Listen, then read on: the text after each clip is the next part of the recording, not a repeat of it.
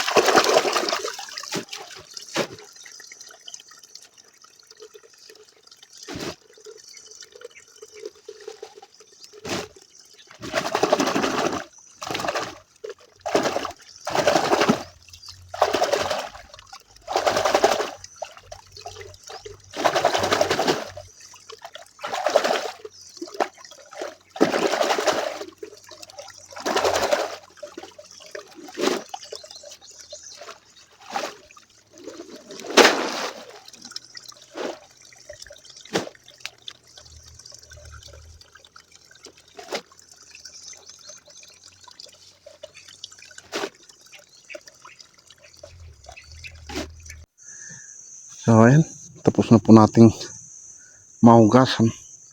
Akin lang pong babalutin sa sako. Ayan, para po madala po natin dun sa karsada. Doon po kasi yung karsada. Ito po yung ating babalot naman po dito sa sako. Yeah. Unahin muna natin ang isang sako kung makailan. Kung kaya ang dalawang sako na ating hinati lang po natin dito. So, natin ilalagay dyan sa kanyang loob. So, bali yan. Isa, dalawa, tatlo, apat. Maka-apat na balot po yung aking hinarvest dito. Ay konti lang po. Kung ito po ay malalaki ay marami pong na-harvest dito. Maka nagdoble pa to. Ayan, maliliit po kasi. Ayan ang ating harvest.